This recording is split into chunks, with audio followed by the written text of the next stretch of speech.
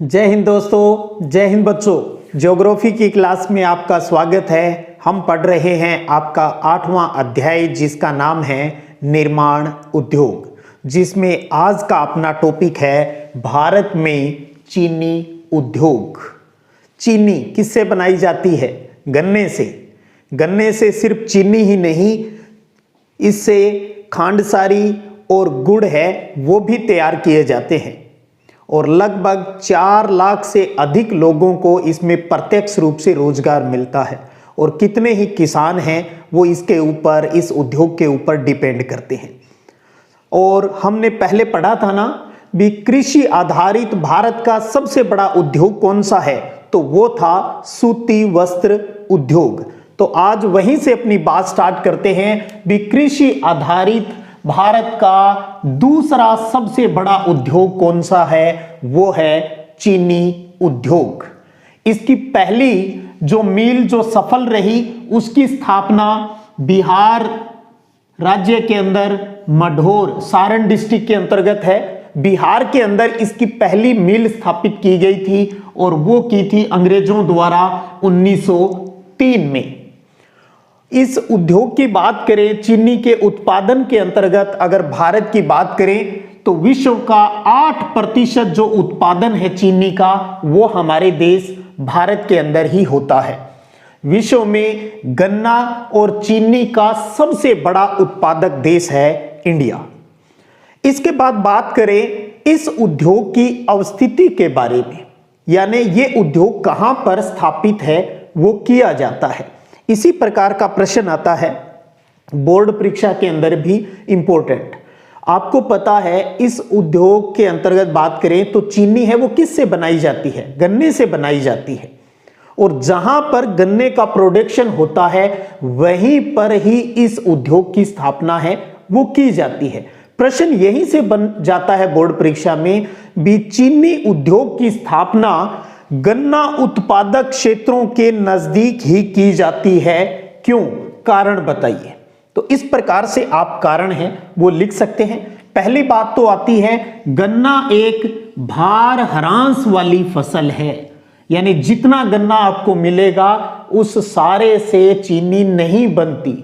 अगर एग्जाम्पल के रूप में बात करें 100 किलोग्राम गन्ने से केवल 9 से 12 किलोग्राम चीनी शुगर ही प्राप्त होती है।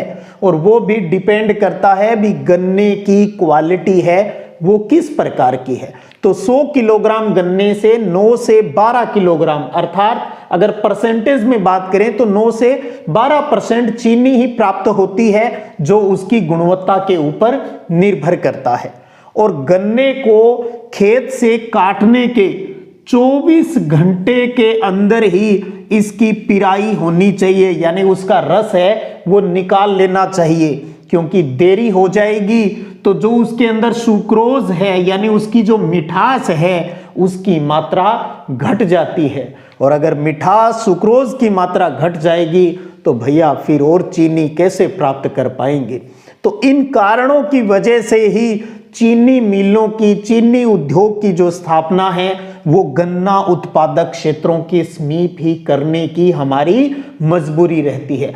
तो गन्ना एक भार ह्रास वाली फसल है और इससे केवल 9 से 12% चीनी ही प्राप्त होती है और गन्ना कटने के 24 घंटे के भीतर पिराई होना जरूरी है, वरना मिठास कम हो जाती है। तो ये बात आ गई इसकी उद्योग की अवस्थिति को लेकर। अब बात आती है भी गन्ने के भारत के अंदर प्रमुख उत्पादक क्षेत्र कौन से हैं, यानी इसके वितरण की बात। तो सबसे पहले तो आप ये ध्यान रखिएगा, भारत में गन्ने जो चीनी की बात करें तो इसके जो प्रमुख उत्पादक राज्य हैं वो महाराष्ट्र, उत्तर प्रदेश, तमिलनाडु और कर्नाटक। महाराष्ट्र, उत्तर प्रदेश, तमिलनाडु और कर्नाटक में चीनी उद्योग है वो ज्यादा स्थापित है। उसके अलावा बिहार है, पंजाब है, हरियाणा है, मध्य प्रदेश और गुजरात के अंदर भी चीनी उद्योग है वो हमें मिल जाते हैं। तो हमें कुछ इंपॉर्टेंट जो लोकेशन है उनको आपको ध्यान रखना है। सबसे पहले बात करें महाराष्ट्र राज्य की, तो महाराष्ट्र में एक तो ध्यान रखिएगा सर्वाधिक चीनी उत्पादक राज्य है। सर्वाधिक चीनी उत्पादक राज्य कौन सा है? महाराष्ट्र है। और भारत के 1/3 से भी अधिक यानी 33% से भी अधिक जो प्रोडक्शन है वो अकेला महाराष्ट्र राज्य करता है। इसके अंदर 119 मिलें हैं वो संचालित है, 119 मिलें यहां संचालित है, जो कि एक पट्टी के रूप में मनमाड से लेकर कोल्हापुर तक फैली है। ये 119 मिलें हैं वो मनमाड से लेकर दक्षिण के अंदर कोल्हापुर तक फैली हुई है। तो इतनी बात महाराष्ट्र से जुड़ी हुई। उसके बाद में दूसरे राज्य की बात करें, नंबर 2 पे जो आता है उत्तर प्रदेश, दूसरा उत्पादक राज्य है और इसके 2 क्षेत्र है वो प्रमुख है जहां पर चीनी उद्योग है वो ज्यादा पनपा है, जिसमें पहला आता है गंगा यमुना दोआब। दोआब का मतलब होता है 2 नदियों के बीच का जो क्षेत्र है। तो गंगा यमुना दोआब जो क्षेत्र है उसके अंदर बात करें तो सहारनपुर का नाम आता है, मुजफ्फरनगर का नाम आता है, मेरठ का नाम आता है, गाजियाबाद आता है, बागपत और बुलंदशहर। सहारनपुर, मुजफ्फरनगर, मेरठ, गाजियाबाद, बागपत और बुलंदशहर जो कि गंगा यमुना दोआब क्षेत्र के अंतर्गत पड़ते हैं, यहां पर इसके उद्योग है वो पनप रहे हैं, स्थापित हैं। दूसरा तराई प्रदेश या तराई क्षेत्र की अगर बात करें तो इसमें लखीमपुर खीरी का नाम आता है, बस्ती का है, गोंडा है, गोरखपुर है और बहराइच का नाम है वो आता है। तो ये वो स्थान हैं जहां पर उत्तर प्रदेश के अंदर चीनी मिलें हैं वो स्थापित है। तीसरे स्टेट की बात करें तो वो है अपना दक्षिणी भारत का तमिलनाडु। तमिलनाडु में बात करें तो कोयंबटूर, वेलोर, तिरुवनमलाई, विल्लुपुरम, तिरुचिरापल्ली, ये तमिलनाडु की प्रमुख जगह है। आपके जितने भी 2-4 नाम अगर याद रह जाए तो कोशिश कीजिएगा, थोड़ा सा अभ्यास करेंगे ये नाम भी याद रहने स्टार्ट हो जाएंगे। चौथा स्टेट है कर्नाटक, दक्षिणी भारत के अंतर्गत। आप देख पा रहे हो भी उत्तर से दक्षिण की तरफ है, चीनी जो उत्पादन क्षेत्र है वो धीरे धीरे बढ़ता जा रहा है। कर्नाटक की बात करें तो कर्नाटक में बेलगाम, बेलारी, मांड्या, शिमोग, बीजापुर और चित्रदुर्ग का नाम आता है जहां पर चीनी मिलें हैं वो स्थापित है। तो ये कुछ इंपॉर्टेंट लोकेशन है वो आपको ध्यान में रखनी है। तो इस प्रकार से आपने जाना भी गन्ने से हम चीनी बनाते हैं और अच्छी क्वालिटी का है तो 9 से 12% तक चीनी हमें इससे प्राप्त हो जाती है। गन्ना खेत से कटने के 24 घंटे के बाद उसकी पिराई होना जरूरी है, उसका जूस निकालना जरूरी है, वरना मिठास घट जाएगी तो चीनी का प्रोडक्शन घट जाएगा। तो इसलिए चीनी की मिलें हम कहाँ स्थापित करते हैं? गन्ना उत्पादक जो क्षेत्र है उस एरिया के पास ही मिलें लगा देते हैं जहां आसपास में गन्ने का प्रोडक्शन है वो ज्यादा होता है।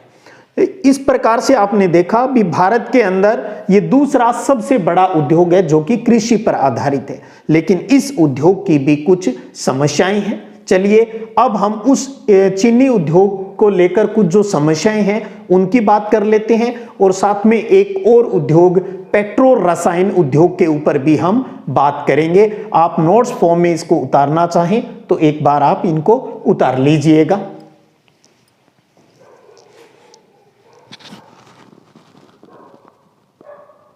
चलिए अब जानते हैं चीनी उद्योग की प्रमुख समस्याएं हैं वो क्या है। सबसे पहले बात करें भी इसका जो कच्चा माल है गन्ना, ये पूरे वर्ष भर नहीं होता है, 3-4 महीने तक ही उपलब्ध होता है। तो इसलिए इस उद्योग को मौसमी उद्योग कहा जाता है। तो एक मौसम के अंतर्गत ही हमें गन्ना उपलब्ध हो पाता है, ये इसकी सबसे बड़ी समस्या है, यानी साल भर गन्ना प्राप्त नहीं होता। तो कच्चे माल के मौसमी होने के कारण ये एक मौसमी उद्योग है। मौसमी उद्योग होना भी एक समस्या है अपने आप में। दूसरा है भी इस उद्योग से जुड़े जो श्रमिक हैं उनको वर्ष भर रोजगार है वो नहीं मिल पाता है, क्योंकि जो भी 4-5 महीने तक इसका कार्य चलता है तब तक तो इनको रोजगार मिल जाता है, बाकी फिर इनके रोजगार की समस्या है वो आ जाती है। एक ये इसकी समस्या है। तीसरा है भी गन्ने की जो पिराई है वो पुरानी मशीनों से ही की जाती है ज्यादातर, तो इससे भी इसके प्रोडक्शन पर इफेक्ट है वो पड़ता है। चौथी जो समस्या है भी इस उद्योग के ऊपर पर्याप्त शोध यानी अनुसंधान रिसर्च है उसका अभाव है। तो ये कुछ प्रमुख समस्याएं हैं। अगर बोर्ड परीक्षा में आ जाए भी चीनी उद्योग की आप समस्याएं बताई तो इस प्रकार से आप ये समस्याएं हैं वो लिख सकते हो और ये कई बार बोर्ड परीक्षा में पूछा भी गया है। अब जब हमने चीनी उद्योग की समस्याएं पढ़ी है तो क्यों न हम लगे हाथ सूती वस्त्र उद्योग की समस्याएं भी जान लें, जो कि सूती वस्त्र उद्योग हम पूर्व में पढ़ भी चुके हैं। अब हम उसकी प्रॉब्लम्स जो समस्याएं इंडिया के अंदर सामने आती है उसकी बात करें।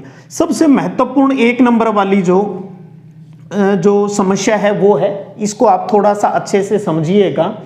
इस उद्योग को सिंथेटिक कपड़ों से, सिंथेटिक जो संश्लेषित जो कपड़े होते हैं उनसे प्रतिस्पर्धा का सामना करना पड़ रहा है, यानी इसके साथ कंपटीशन होता है। इसका प्रतिस्पर्धा कंपटीशन का मतलब होता है भी सामने वाली चीज के आधार पर हम जिस चीज की बात कर रहे हैं इसकी डिमांड है वो कम रहती है, कमाई है वो कम हो पाती है।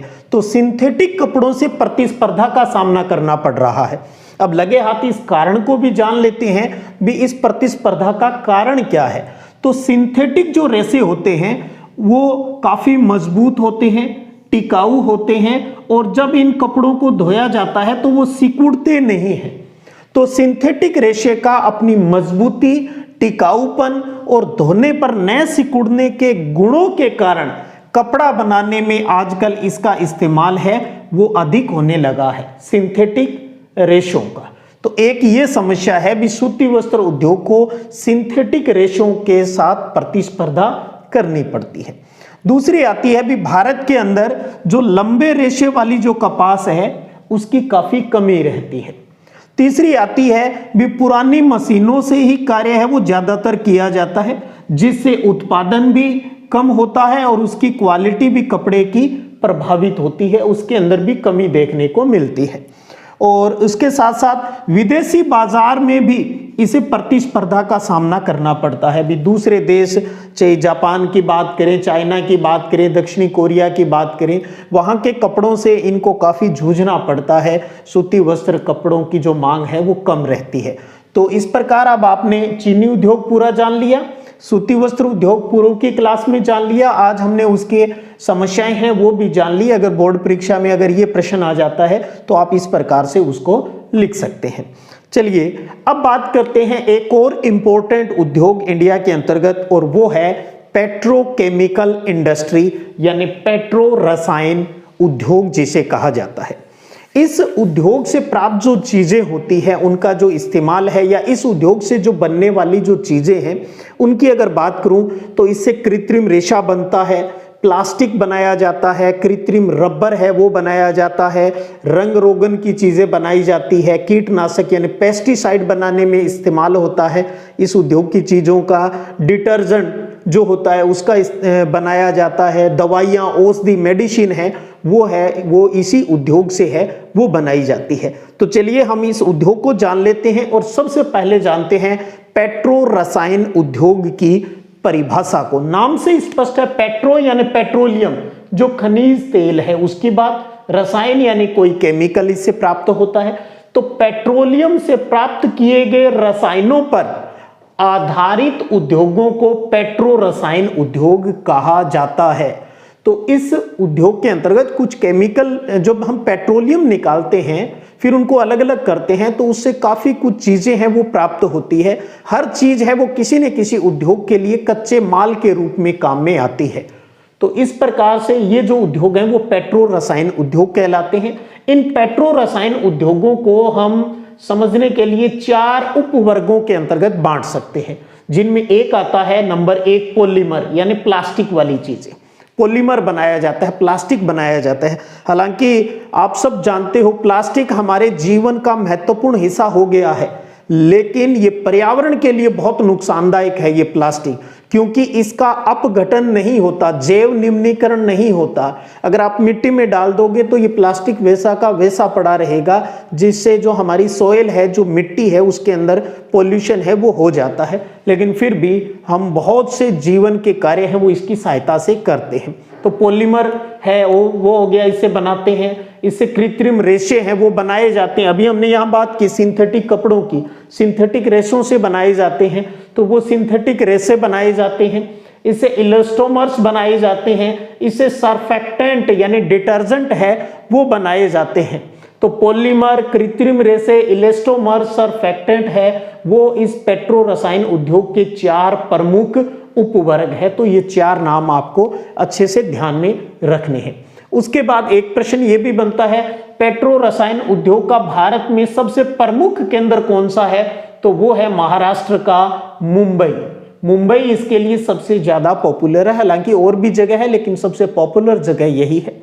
और एक साथ में एक नंबर के प्रश्न के लिए ध्यान रखिएगा, सार्वजनिक सेक्टर यानी सरकारी क्षेत्र के अंतर्गत 1961 में एक कंपनी स्थापित की गई थी जिसका नाम है the national organic chemicals industries limited, NOCIL, the national organic chemicals industry limited.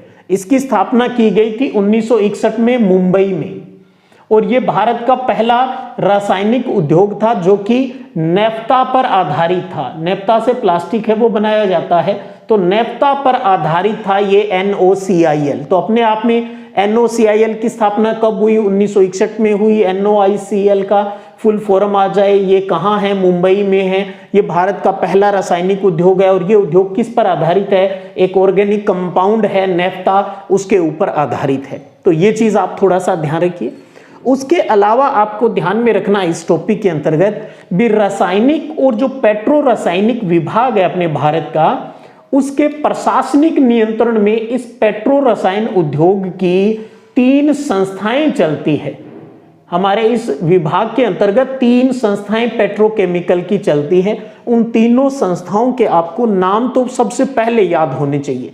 Number 1 है इंडियन यानी भारतीय पेट्रो रासायनिक कॉरपोरेशन लिमिटेड, जिसे इंग्लिश में शॉर्टकट IPCL कहा जाता है। इंडियन पेट्रोकेमिकल कॉरपोरेशन लिमिटेड कहा जाता है। ये एक सरकारी कंपनी है, सार्वजनिक सेक्टर की कंपनी है। और इसका काम क्या है? इसका काम है जो पेट्रो रसायन उद्योग के अंतर्गत जो चीजें बनती है, यानी उन चीजों का निर्माण करवाना और उनके वितरण का काम देखती है। तो पेट्रो रसायन की चीजों का निर्माण, पेट्रो रसायन मतलब पॉलीमर, कृत्रिम रेशे, जो डिटर्जेंट है, उनका निर्माण करना और उनके वितरण का कार्य करती है IPCL, और ये एक सरकारी कंपनी है। उसके बाद दूसरी जो संस्था है, इंस्टीट्यूट है, वो है PCL।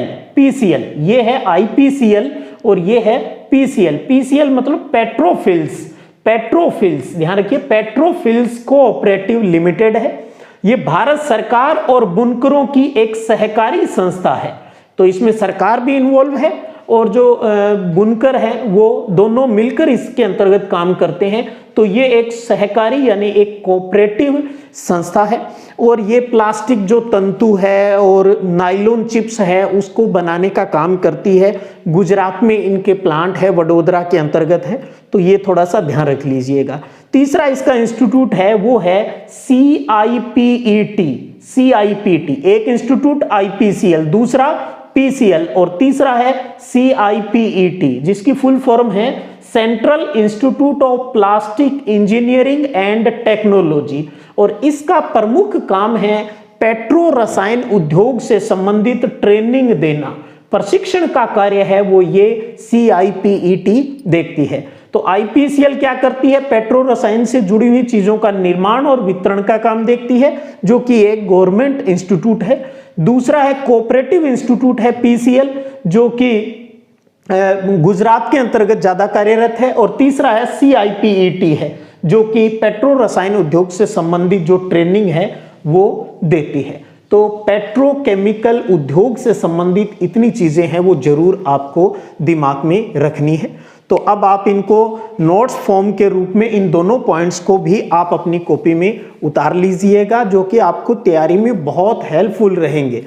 अगर आपका मिशन बहुत अच्छे मार्क्स प्राप्त करने का है, आप चाहते हो 90 प्लस 95 प्लस आपके मार्क्स आए, तो नोट्स फॉर्म में इनको उतारना भी जरूरी है। तो अब आप इन्हें नोट कर लीजिएगा, फिर हम टॉपिक को भी आगे बढ़ाएंगे।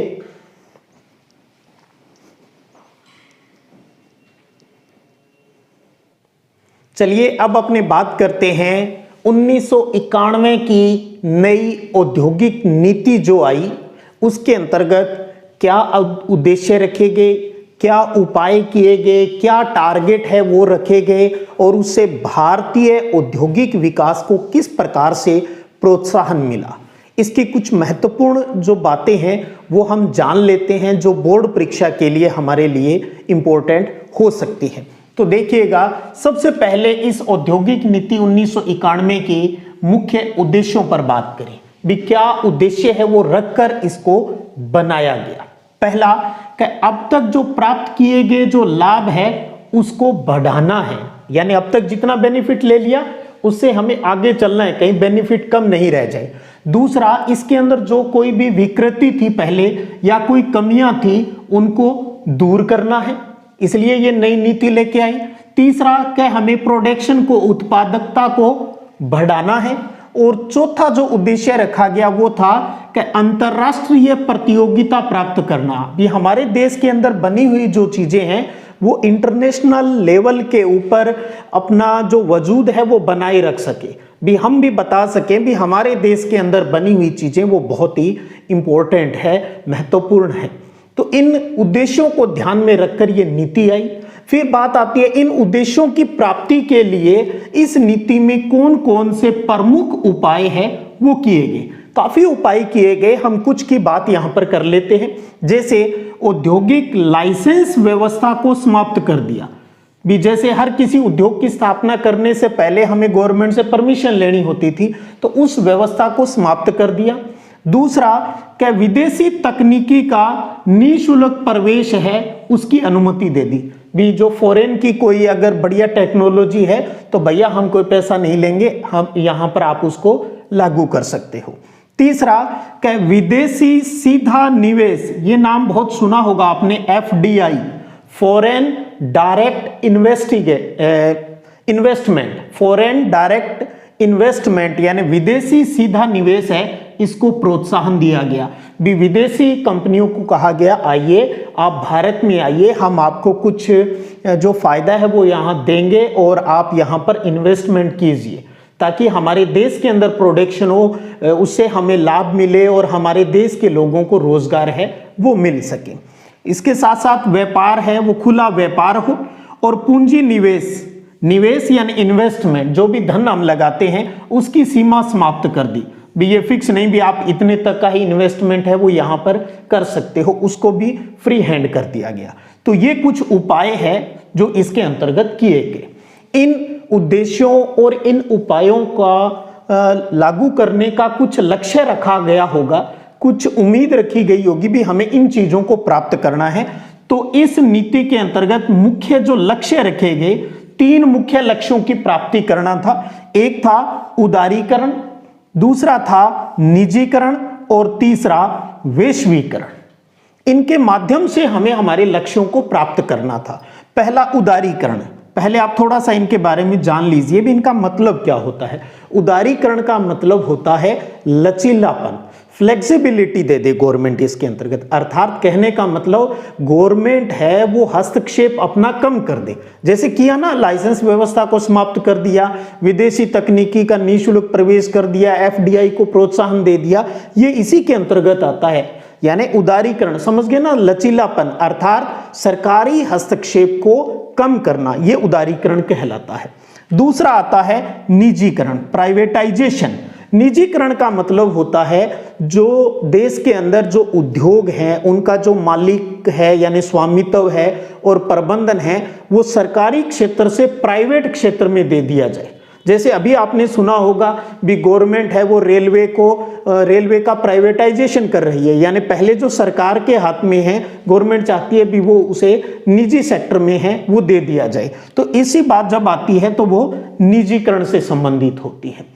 तीसरी बात आती है वैश्वीकरण, ग्लोबलाइजेशन की जो बात होती है, यानी देश की अर्थव्यवस्था का विश्व की अर्थव्यवस्था के साथ समन्वय, कोऑर्डिनेशन करना आता है इसके अंतर्गत। अर्थात देश के अंदर बना हुआ कोई सामान है, पूंजी है, कोई श्रम है, कोई संसाधन है, वो एक देश से दूसरे देश के अंदर स्वतंत्रता पूर्वक या आसानी से पहुंचाया जा सके, वो बातें इससे संबंधित हैं। तो उदारीकरण, निजीकरण और वैश्वीकरण, इनको प्राप्त करना था, अर्थात भारत के औद्योगिक विकास को प्रोत्साहित करना था।